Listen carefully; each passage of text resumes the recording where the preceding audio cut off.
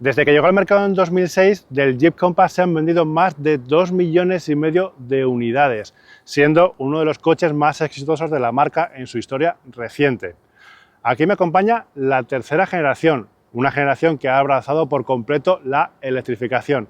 Está disponible como eléctrico puro y también como híbrido, pero hoy me voy a centrar en la versión que une los dos mundos, la versión híbrida enchufable, que a mí me parece que tiene mucha lógica porque es la que proporciona más flexibilidad. ¿Buscas coche nuevo? Entra en motor.es y tendrás las mejores ofertas y todos los datos que necesitas. Ah, y también tenemos aplicación.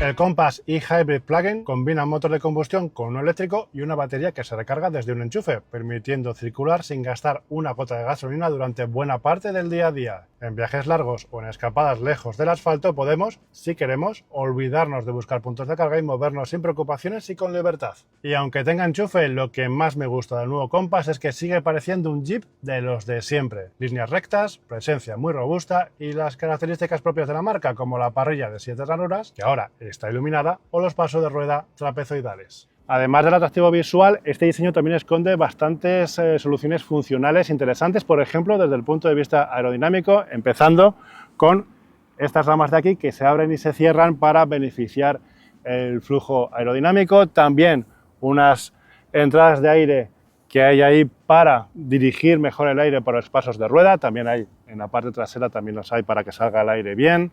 Y otras funciones interesantes como por ejemplo las que protegen al coche en el caso de que vayamos a circular por ejemplo por el campo de las ramas de las piedras, con soluciones como por ejemplo la cámara delantera, que está puesta en una posición muy alta. Lo normal en muchos coches es ponerlo por aquí, aquí lo han puesto más arriba para que esté más protegido. El sensor también está aquí escondido y no en la parte baja como en otros vehículos, o incluso los faros antiniebla, que los vemos que están como encastrados, metidos para adentro para evitar que en caso de impactos se puedan estropear. Así que soluciones muy bien pensadas.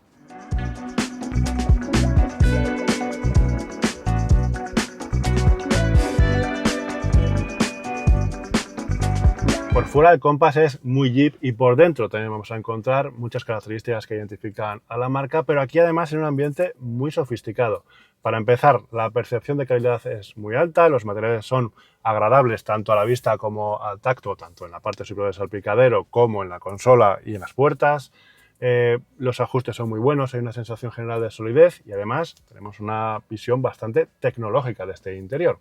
Para empezar, por las pantallas, empezando con la que hay justo enfrente del conductor, un cuadro de instrumentos de 10,25 pulgadas que además podemos configurar con diferentes vistas, bastante informativo y que en general me gusta mucho. Además, la información que le llega al conductor está complementada con un Head Display que proyecta directamente la información en el parabrisas. Hay que reconocer que todas las miradas se van al sistema multimedia con una enorme pantalla panorámica de 16 pulgadas. Para aprovechar toda la pantalla se puede dividir en 2 o 3 zonas y también se puede personalizar la información de igual manera que se hace con un teléfono móvil. El sistema multimedia funciona muy bien y tiene una magnífica calidad de imagen. Disfruta de actualizaciones over the air, lleva integrado ChatGPT y por supuesto tiene conectividad con Android Auto y Apple CarPlay. Tengo que reconocer que yo no soy muy fan de los botones táctiles, siempre prefiero los botones físicos, me parecen que desde el punto de vista de la ergonomía son mejores, pero aquí Jeep ha trabajado bastante en ellos y están bastante bien resueltos. Veréis que debajo de la pantalla hay una serie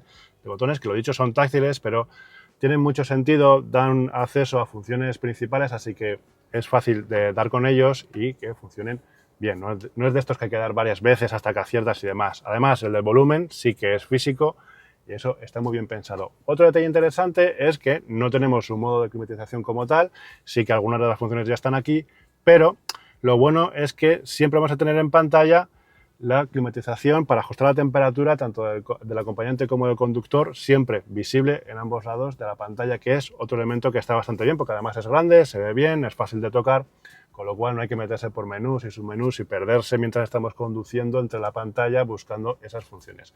Así que por lo menos está muy bien pensado. Otro aspecto práctico de este interior tiene que ver con los espacios de almacenamiento. Jeep anuncia que hay aquí 34 litros de capacidad para guardar cosas y dejar la cartera, las llaves, las monedas, las gafas de sol, lo que sea, tanto en el salpicadero como aquí en la consola central, que hay varios huecos. y también en las puertas. Así que, lo dicho, es un detalle de practicidad importante, tanto el tema de botones como el tema de compartimentos.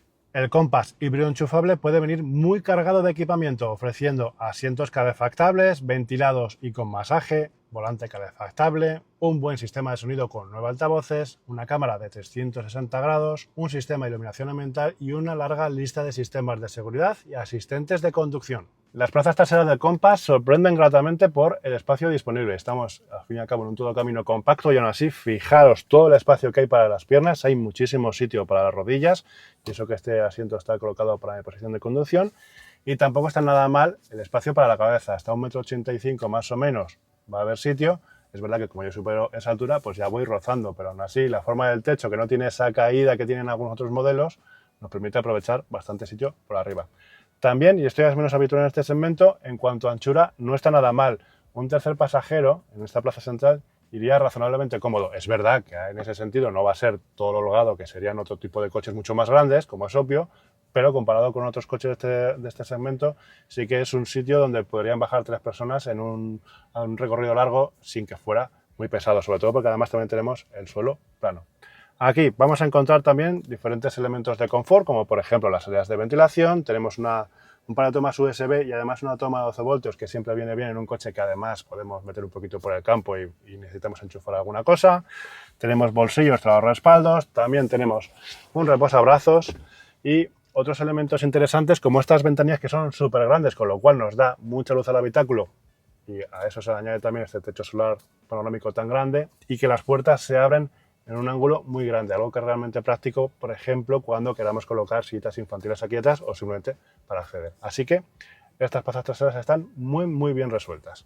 El espacio de carga es uno de los puntos fuertes del Compass, con un maletero que ofrece unos excelentes 550 litros totales. Es una cifra fantástica para llevar todo el equipaje de una familia. Y encima, debajo del piso hay también mucho espacio para poner cosas. Además, el acceso es sencillísimo gracias al portón trasero eléctrico con función manos libres y la capacidad se puede ampliar abatiendo los asientos traseros. Estos vienen con una práctica división en proporción 40-20-40 de serie, lo que permite abatir la sección central para introducir objetos largos como unos esquís, manteniendo las 2 plazas laterales totalmente operativas.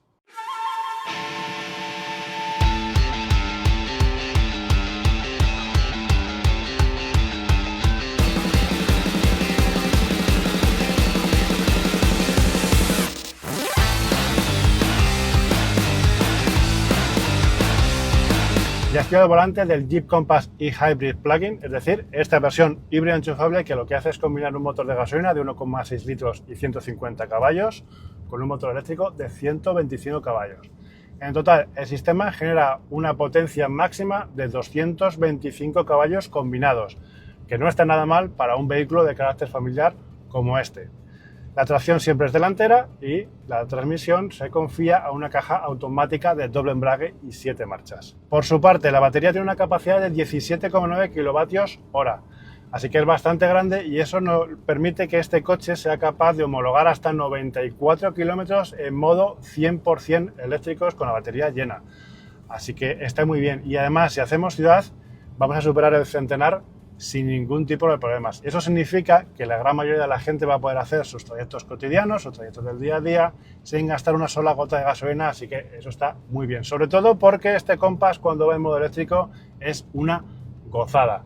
La respuesta al acelerador es inmediata, es muy silencioso, así que cuando vamos utilizando el motor eléctrico, cuando no se ha encendido el motor de combustión, este coche es una delicia, porque se nota ágil, se nota silencioso, y además es bastante agradable de conducir y por supuesto no hay vibraciones, no hay tirones, así que una maravilla. Cuando la batería se agota o bien cuando demandamos la máxima aceleración, entra en acción el motor de gasolina y lo cierto es que la transición entre ambos motores es muy suave y también el funcionamiento de la transmisión automática es suave, así que siempre vamos a ser un coche agradable en todo momento. Es verdad que el tacto del freno requiere un cierto periodo de adaptación porque de primeras cuando frenamos la primera parte del recorrido lo que actúa es la frenada regenerativa y después sí que entra en acción ya digamos la frenada mecánica, la frenada convencional vamos a decir, y esas dos fases sí que se notan un poquito, pero a medida que vamos haciendo kilómetros uno se acostumbra a ese tacto un poquito diferente y no tiene más problema. Además hay un botón aquí debajo de la pantalla que nos permite accionar el modo B, el modo con mayor retención, que puede ser muy útil cuando vayamos en ciudad. Me ha gustado especialmente y sobre todo me ha sorprendido porque no me lo esperaba el tarado de la suspensión, porque siendo este un coche con un carácter todoterreno y que tiene esa vocación campera, te puedes esperar una suspensión que sea muy blandita y no es el caso.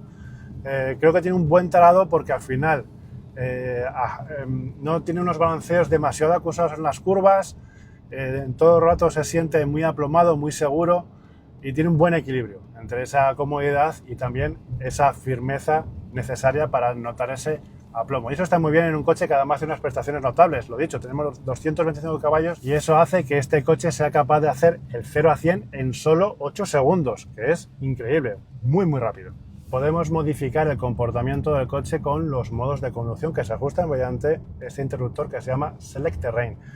Este interruptor, que por cierto tiene una superficie de goma con 7 ranuras, haciendo referencia a la parrilla delantera, que me parece un buen detalle y que está en un módulo rojo que llama la atención y queda muy chulo. Y lo dicho, de esta manera sencilla podemos pasar por diferentes modos de conducción. Tenemos un modo Sport para tener las máximas prestaciones. El modo 100% eléctrico, que hace evidentemente lo que estáis pensando. Mientras haya batería, vamos a circular sin arrancar el motor de combustión. Y después hay un modo automático que lo que hace es gestionar cuándo se enciende el motor de combustión, cuándo opera el motor eléctrico, cuándo operan los dos, etcétera, dependiendo de las circunstancias en las que estemos moviéndonos y cómo estemos circulando. Pero también hay modos relacionados con el uso fuera del asfalto. Es cierto que si vais a hacer una conducción fuera del asfalto muy exigente de manera habitual, deberíais echar un ojo al Compass eléctrico 4xe, que es la versión con tracción total y desde luego os vais a meter por cualquier lado con ese coche. Pero el híbrido enchufable, este Compass híbrido enchufable, solo está disponible con tracción delantera y no es un gran problema porque aún así es muy capaz.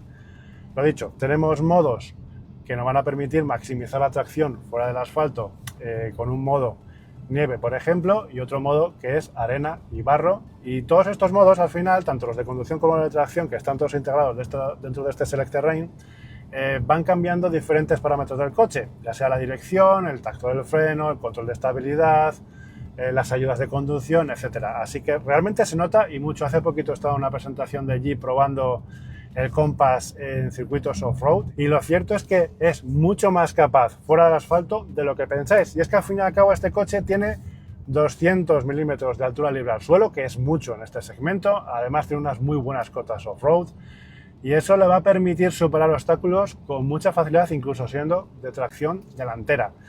Es uno de los coches más capaces que hay en este segmento y de los más seguros fuera del asfalto, sin ninguna duda, frente a casi todos sus rivales. Al fin y al cabo, este es un Jeep y eso se nota.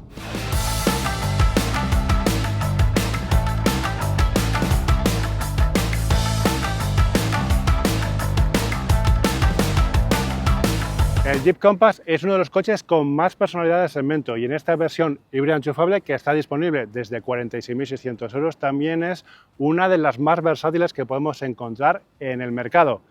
¿A dónde te irías de escapada con él? Dime en los comentarios y, por supuesto, dale me gusta a este vídeo, suscríbete al canal y nos vemos en la próxima.